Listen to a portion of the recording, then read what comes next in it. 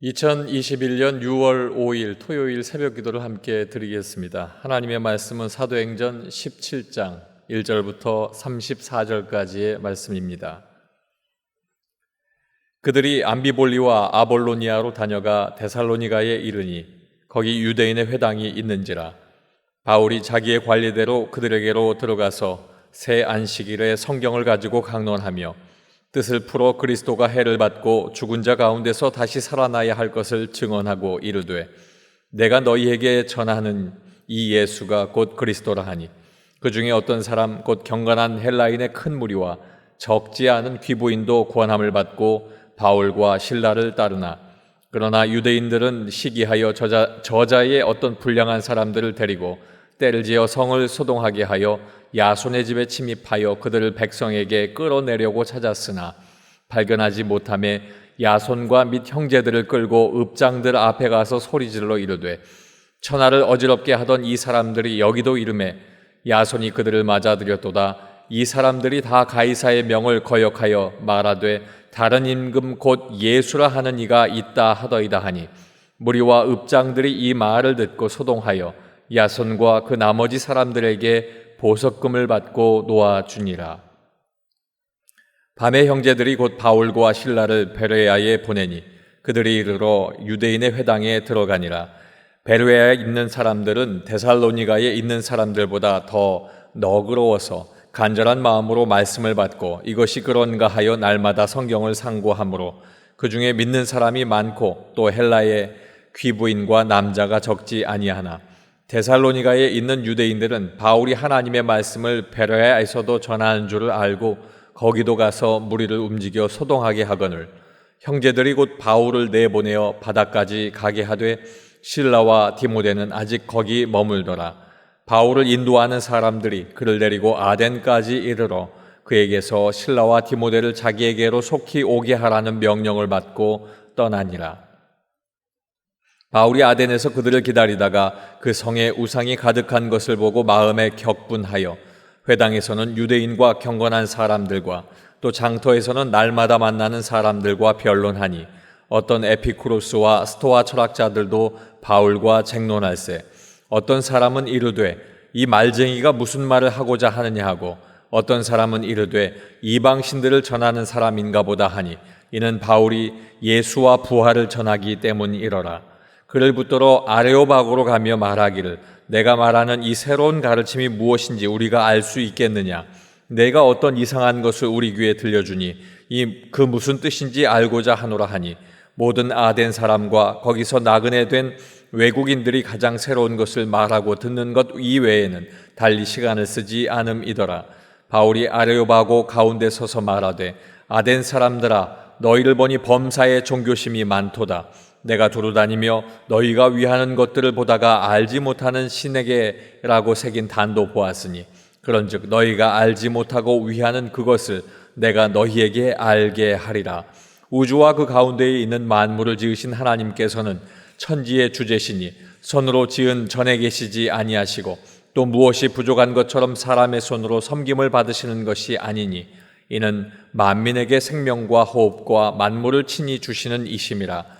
인류의 모든 족속을 한 혈통으로 만드사 온 땅에 살게 하시고 그들의 연대를 정하시며 저주의 경계를 한정하셨으니 이는 사람으로 혹 하나님을 더듬어 찾아 발견하게 하려 하심이로되 그는 우리 각 사람에게서 멀리 계시지 아니하도다. 우리가 그를 힘입어 살며 기동하며 존재하느니라. 너희 시인 중 어떤 사람의 말과 같이 우리가 그의 소생이라 하니 이와 같이 하나님의 소생이 되었은즉 하나님을 금이나 은이나 돌에다 사람의 기술과 고안으로 새긴 것들과 같이 여길 것이 아니니라. 알지 못하던 시대에는 하나님이 간과하셨거니와 이제는 어디든지 사람에게 다 명하사 회개하라 하셨으니 이는 정하신 사람으로 하여금 천하를 공의에 심판할 날을 작정하시고 이에 그를 죽은 자 가운데서 다시 살리신 것으로 모든 사람에게 믿을 만한 증거를 주셨음이니라 하니라. 그들이 죽은 자의 부활을 듣고 어떤 사람은 조롱도 하고 어떤 사람은 이 일에 대하여 내 말을 다시 듣겠다 하니 이에 바울이 그들 가운데서 떠나매 몇 사람이 그를 가까이 하여 믿으니 그 중에는 아레오바고 관리 디오누시오와 다말이라 하는 여자와 또 다른 사람들도 있었더라. 아멘. 오늘 사도행전 17장 말씀을 통해서 바울이 가는 곳마다 라는 제목으로 함께 말씀의 은혜를 나누겠습니다. 바울은 주의 복음을 들고 가는 곳마다 유대인이 세운 회당을 먼저 찾아갔고 가는 곳마다 핍박을 당했습니다. 그럼에도 바울은 핍박하는 사람들을 피하지 않았지만 또 맞서지도 않았습니다. 더 많은 사역을 감당하기 위해서 지혜롭게 대처하는 바울의 모습이 오늘 말씀 속에 기록이 되어 있습니다. 바울이 가는 곳마다 하나님의 역사와 하나님의 뜻하신 복음의 증거함이 어떻게 나타났는지 그 장소들을 통해서 함께 나누기를 원합니다. 첫 번째로 데살로니가입니다. 1절로 2절 말씀에 보면 그들이 암비볼리와 아볼로니아로 다녀가 데살로니가에 이르니 거기 유대인의 회당이 있는지라 바울이 자기의 관리대로 그들에게로 들어가서 새 안식일에 성경을 가지고 강론하며 빌립보에서 감옥에 갇혀 있었던 바울과 실라는 풀려나게 됩니다. 그래서 빌립보 남서쪽에 위치한 데살로니가에 이제 도착하게 되는데 데살로니가는 마게도냐 지방에서 수도로 그 지역이 되어 있고 그리고 상업과 교통이 잘 발달되어 있는 곳이 데살로니가였습니다. 교통이 발달해 있다라고 하는 것은 복음을 유럽에 전하기가 유일한 곳, 알맞은 곳이다. 또 장점이 많은 곳이다라고 이야기할 수 있겠습니다. 바울도 이러한 이유 때문에서 그곳에서 복음을 증거하기 시작했는데 이 전한 복음이 영접과 박해라고 하는 반복되는 상황이 그에게 또 계속 진행되면서 그럼에도 불구하고 복음이 확산되는 모습을 보여주고 있습니다. 경건한 헬라인의 큰 무리와 적지 않은 귀부인들, 그 당시에 있어서 복음이 가장 큰 역할을 하게 될 그 귀부인들이 복음을 영접했지만 유대인들은 오히려 이 복음이 전파되어지는 것이 옳지 않고 사도 바울에게 대하여 시기하는 마음이 있었기 때문에 그를 잡아서 사람들 앞에 봉변을 주려고 했지만 그를 잡을 수가 없었습니다. 때문에 바울과 실라를 숨겨주었던 야손과 형제들을 끌어다가 읍장들 앞에서 그들을 혼내게 되고 그들은 보석금을 내고 풀려나게 됩니다. 그럼에도 불구하고 박해 중에도 데살로니가에 전파된 복음의 씨앗은 크게 성장하고 열매를 맺고 그 복음의 씨앗이 열매 맺은 이후에는 유럽 전역에 복음의 확장이 일어나는 그 기초가 이 데살로니가로부터 시작되었다는 것을 우리가 알 수가 있습니다. 두 번째는 베레아입니다. 10절로 11절의 말씀입니다. 밤에 형제들이 곧 바울과 실라를 베레아로 보내니 그들이 이르러 유대인의 회당에 들어가니라. 베레아에 있는 사람들은 데살로니가에 있는 사람들보다 더 너그러워서 간절한 마음으로 말씀을 받고 이것이 그러한가 하여 날마다 성경을 상고함으로. 바울의 일행은 데살로니가를 떠나서 베레아로 향하게 됩니다. 베레아는 데살로니가의 남쪽에 위치한 작은 도시였습니다.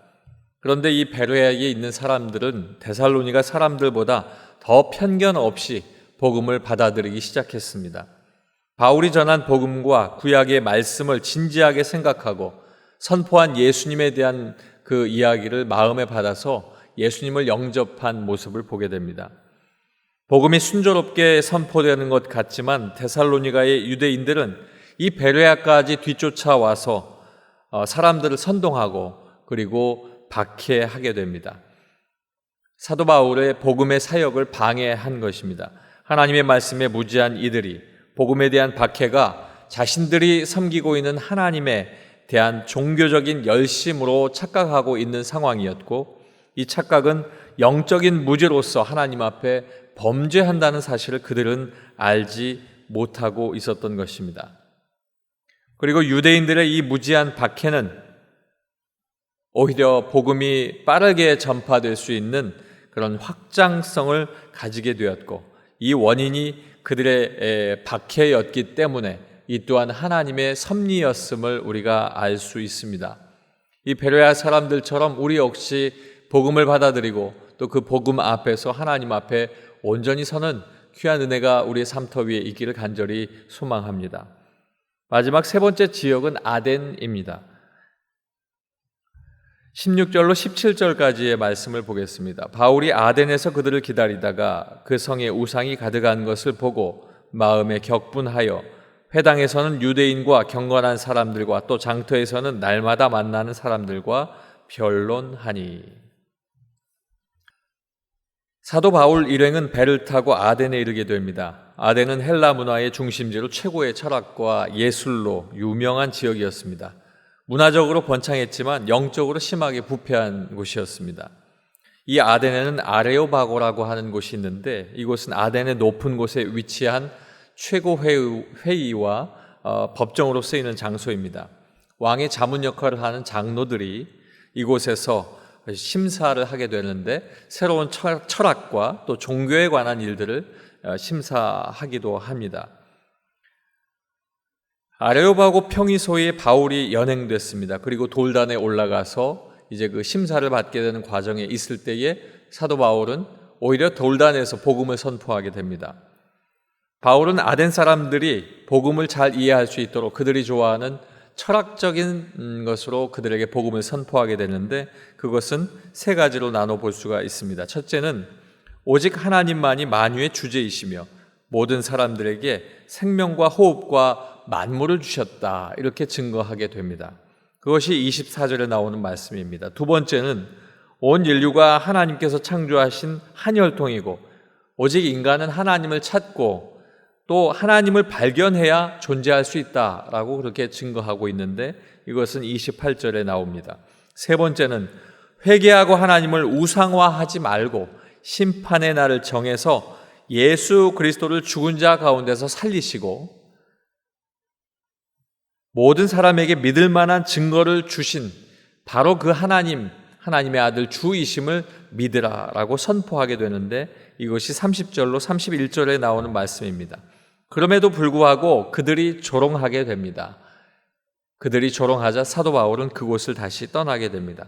그러나 34절 말씀에는 아레아바고의 관리 디오누시오와 다말이라 하는 여자가 또 다른 사람들과 함께 예수님을 믿게 되었다 하는 복음의 씨앗이 뿌려지고 그 복음의 씨앗이 싹이 트게 되는 그 상황을 하나님께서 말씀에 기록하고 있습니다. 사랑하는 성도 여러분, 복음을 전할 때 박해와 곤란이 막아설 수 있습니다. 바울이 가는 곳마다 그러했습니다. 그럼에도 불구하고 한 영혼을 하나님 앞에 돌아오도록 하려면 지혜가 있어야 하고 담대해야 할 것입니다. 사도 바울의 모습을 통해서 오늘 사는 저와 여러분도 이렇게 복음 증거의 길을 함께 걷기를 간절히 소망합니다. 기도하겠습니다. 아버지 하나님 감사합니다. 하나님의 놀라운 역사가 우리의 삶 속에 있습니다. 하나님께서 우리에게 뿌려주신 그 복음으로 말미암아 우리가 예수 그리스도를 믿고 오늘날 하나님 앞에 하늘 소망을 가지고 이 땅을 살아가면서도 하늘을 밟고 사는 하나님의 백성 되게 하여 주셨습니다. 아버지 하나님, 우리도 복음 증거하게 하여 주시옵소서. 우리 은혜광성교회를 이곳에 하나님께서 새로운 터전에서 복음을 증거할 수 있도록 세워주셨는데 입을 열어 복음을 증거하게 하시고 때로 어려움이 있어도 극복하고 이겨내게 하시고 담대하게 하시고 하나님의 복음을 이곳과 전 세계에 뿌릴 수 있는 귀한 성도들 되게 도와주시옵소서. 제일 앞에 세워주신 담임 목사님들 기억하여 주시고 아버지 하나님, 그 모든 삶터 위에 하나님께서 복음 증거의 귀한 열정이 하나님의 계시된 말씀으로 선포되어지게 하시고 그를 통하여 하나님의 놀라운 역사가 귀한 주의 사자를 통하여 나타나게 도와 주시옵소서. 오늘도 이 새벽에 하나님 앞에 기도하는 모든 기도하는 사람들의 기도를 응답해 주시길 원하오며 예수님 이름으로 기도하옵나이다. 아멘.